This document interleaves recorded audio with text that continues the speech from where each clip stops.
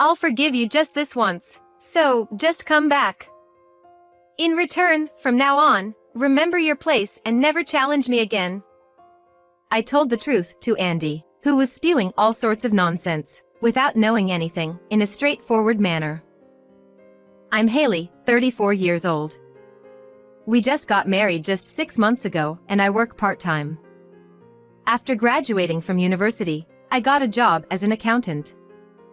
I met my husband, Andy, who is 3 years older than me, 2 years ago through a mutual friend. He's not talkative or flashy, but he has a kind and serious personality. Both of us were at an age where marriage was on our minds from the beginning, so our relationship started with that in mind. Neither Andy nor I are the passionate type in love, and we valued each other's alone time. Our relationship continued smoothly, and the introduction to each other's parents went smoothly with no particular problems as well. My in-laws are sensible people, and they were happy about our relationship, and I somehow felt at home when I was with Andy. I thought I could live a peaceful life with him, and accepted his proposal. Even after we got married, I continued working. Though we both worked, I handled most of the housework. When I was busy at work and I had to work a lot of overtime, it was overwhelming to do both work and housework, but Andy never volunteered to help with household chores, or showed appreciation for my efforts. He has a somewhat old-fashioned belief that housework is a woman's duty, and stubbornly refuses to help. On weekends, he often goes out alone in the morning, and comes back drunk in the evening. However, my parents also both worked, and my mother, who was a nurse, did most of the housework. My father was a workaholic, and even made my mother take care of him. I grew up in that kind of home, so I was not bothered by it, and accepted it without much thought. We didn't have a passionate and great love, but we respected each other's values. Even though we were a married couple, we cherished each other's alone time. We share the same kind of thoughts like that, so we've been living peacefully, without any major arguments. One day, around midnight, Andy came home, reeking of alcohol, and he was in a bad mood. I called out to him as he took off his shoes at the front door, but he ignored me and headed for the living room. I sighed at his behavior. It's happening again. I had learned since we got married that, when something bothered Andy, he would ignore me like this. I didn't know with whom he had been drinking, but something unpleasant must have happened to him while he was drinking. At times like these, it was best to leave him alone. I knew that saying anything would be futile, and by the next morning, he'd be back to normal, acting as if nothing had happened. In the living room, Andy muttered something in a sullen tone, but I fell asleep without paying much attention. The next morning, as I was preparing breakfast in the kitchen, Andy, who was half asleep, came in. "Good morning. Breakfast will be ready soon, so please wait a bit," I said to him, but Andy glanced at me briefly, picked up the lunchbox I had left on the table, and without a word, he left. It seemed his mood hadn't improved yet. Andy had ignored me before, but usually, it only lasted a night. I took it lightly, thinking it was just a rare occurrence, and resumed preparing breakfast without dwelling on it too much.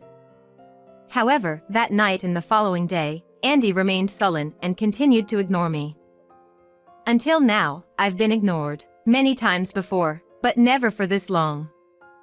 Even though I hadn't taken it too seriously until now, I was starting to feel anxious. I wondered what to do, but even when I tried to initiate conversation, he didn't respond at all, and when I texted me, the messages were left unread. Yet, when I prepared a meal for him, he would finish it, and he seemed to be eating the lunch I made for him as well, so I decided to put a letter in his lunch bag. In the letter, I expressed my gratitude to Andy. I told him how sad it made me when he ignored me, and that I wanted things to go back to the way they used to be. I wrote it with all my heart, but tried not to make it too heavy at the same time. I was sure this would make him change his attitude. However, my faint hope would soon be shattered. That night when Andy returned home, he said something unbelievable. As he entered the living room and saw me setting up dinner, he looked at me and said this: I'm busy unlike you. Starting today, there's a fine of $100 if you talk to me. I don't want to waste my precious time on useless conversations with you. Now, pay me $100 for talking to me this morning." As I stood there dumbfounded, Andy held out his right hand, as if to say, "Hurry up." He let out a sigh without a word and looked at me. "Wait a minute. That's ridiculous," I protested, and he said, "An additional $100, so total is $200. As he kept holding out his right hand, he muttered while showing clear disgust.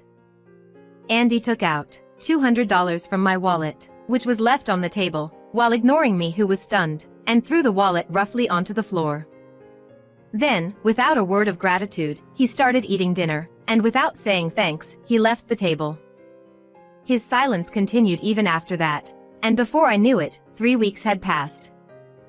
I have thought and tried everything I can to change the situation, but nothing I have done has had any effect at all. Then one night, I was running out of ideas, so I resorted to a drastic strategy, thinking it was the only way to get what I wanted. It was the method of intentionally not making dinner. I had always prepared dinner, and made sure that it was ready around the time Andy came home. If I stopped making the dinner for him suddenly, even he might be willing to talk to me. I thought that way. When Andy returned home in a bad mood, I deliberately paid him no attention, and watched TV in the living room. Andy, who has just got home, stared at the empty dining table for a moment, before directing his gaze at me. I felt his gaze on me, but intentionally refrained from taking any action, and waited silently for him to initiate a conversation. Then, Andy let out a sigh with a displeased look, and left the room without a word. From the front door, I heard him open and close the door violently. I was taken aback, and I remained frozen in place for a while. Why does Andy continue to ignore me like this? I had no clue, and at that moment, I just hung my head in dismay. The next morning, I woke up at sunrise, to make his lunch as usual, and headed for the living room, but there was no sign of Andy in the house.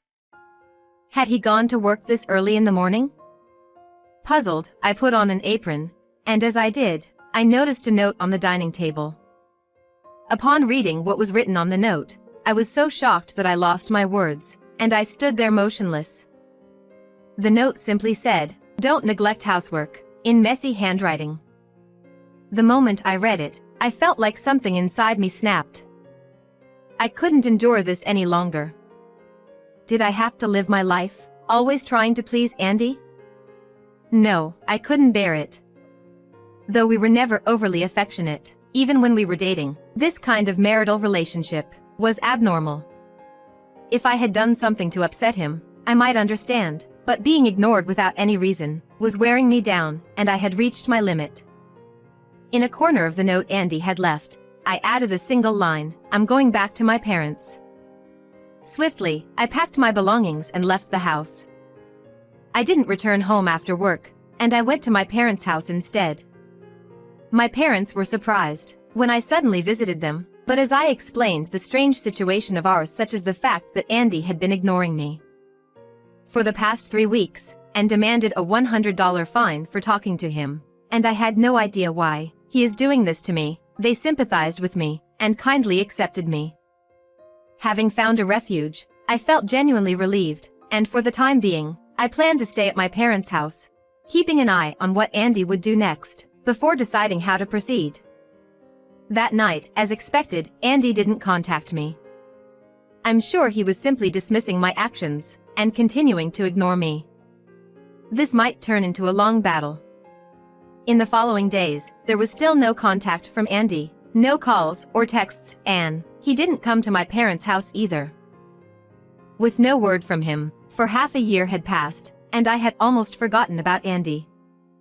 Then one Sunday, I opened the front door to go out, and Andy was waiting for me with a furious look on his face, and his arms crossed.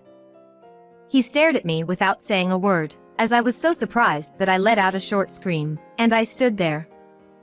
Though I was dismayed by him, who still continued ignoring me, The next moment, Andy abruptly pushed me aside, attempting to enter my parents' house. "Wait a minute." I hurriedly stopped him. Andy stared at me in what seemed like disbelief, with his eyes widening, but he remained silent. With a firm tone, I told him, "Please don't enter without permission. I'll call the authorities." Finally, Andy spoke, after 6 months of silence. His words were a barrage of harsh insults. "Huh? Who do you think you're talking to with such a cheeky attitude? Do you think you're good enough to talk back to me? Just because you're at your parents' place, don't get cocky." I wondered if Andy had always been this rude. While I was lost in my thoughts, he yelled, erupting with anger. "Hey, are you listening? Stop messing around. You've been gone for half a year, leaving our house in shambles. Who the hell do you think you are?" As I stood there in shock, he suddenly changed his expression, adopting a calm demeanor, and he continued condescendingly, "That being said, I'm a generous guy, so I'll forgive you this time. But from now on, know your place, and don't ever cross me again." Andy looked down on me with arrogance. I said calmly, with a pitying look on my face, "What are you talking about? Forgive you, don't cross me? You and I are no longer married, right?" Andy seemed taken aback by my words, but he quickly twisted his face into a grotesque expression and started yelling loudly again. "What the heck do you mean by we're no longer married? There's no way that's true. We're a legitimate married couple, aren't we? If you keep messing around, I'll seriously get angry. I said I'd forgive you this time, so just come back home." I had reached my limit with his selfish arguments. He is the one who ignored me for over 6 months, said that talking with me was a waste of time, and even made me pay a fine in the first place. It was infuriating that he said it, as if all of this was somehow my fault. About half a year ago, there had been a significant change in my life, but it seemed Andy was completely unaware. I told the truth to Andy, who was spewing all sorts of nonsense, without knowing anything, in a straightforward manner. "As soon as I left the house and started living with my parents, your mother handed me the divorce papers, which were already signed, so I filled in my section and signed, and submitted it to the city hall on the same day. You and I are already divorced." Andy's face turned pale, and he looked utterly shocked.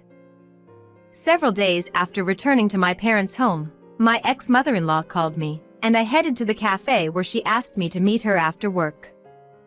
My ex-mother-in-law, who had a grim look on her face, presented a document to me as soon as I greeted her, and she said in a hateful tone, "You quit your job as soon as you got married, and became a full-time housewife, but you didn't do any housework and lived off Andy's earnings." When he pointed it out, he was told to pay $100 as a fine, and he lamented that even his little allowance was taken away from him.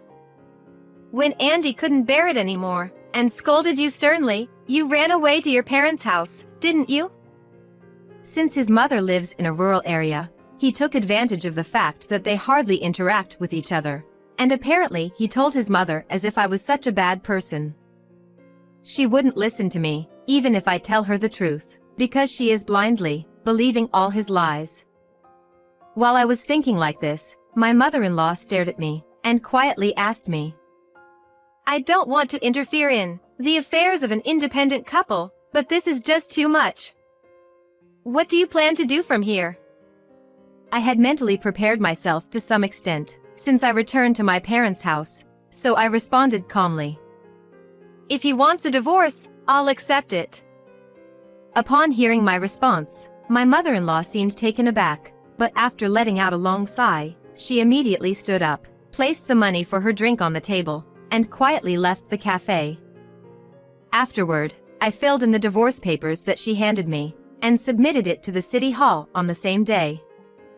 After I finished explaining, Andy, who looked pale, hastily said, "Wait a minute. The divorce papers weren't meant to be submitted. Your husband, never intended to divorce you, so that piece of paper is invalid, right?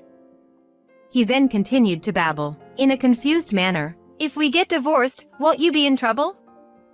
No one will want an old hag like you anymore. But I'll marry you again, so you can rest easy.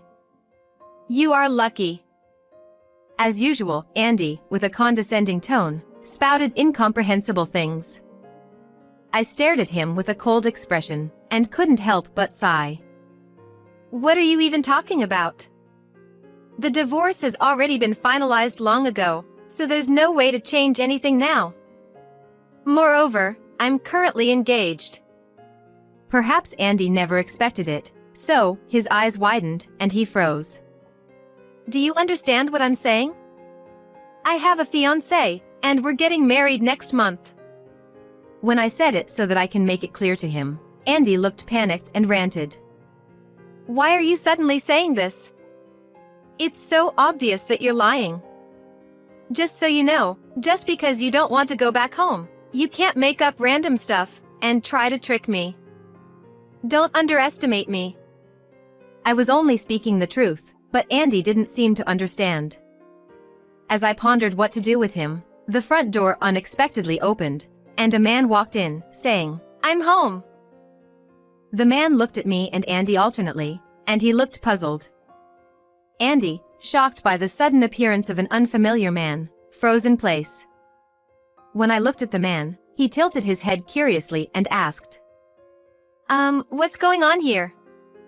I smiled wryly, and said to Andy, This is my fiancé, Fabian. He greeted Andy with a questioning expression. Andy, sweating profusely on his forehead, was gradually retreating. It was understandable. Fabian has been practicing martial arts since he was in school, and he was an imposing man at first glance.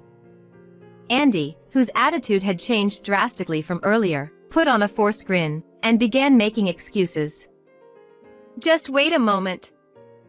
Back when I attended a company dinner, my senior colleague egged me on, saying, as married life goes on, women will start getting cocky, so it's better to make them understand their place early. I didn't really want to do those things, but since my colleague was insisting. You get it, right? As if he were saying he wasn't at fault, Andy offered up this ridiculous excuse.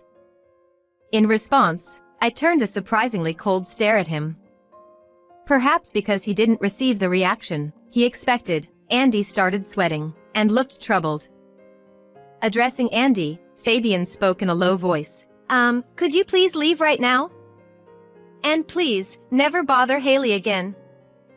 If you continue to harass her in the future, I'll take the appropriate measures.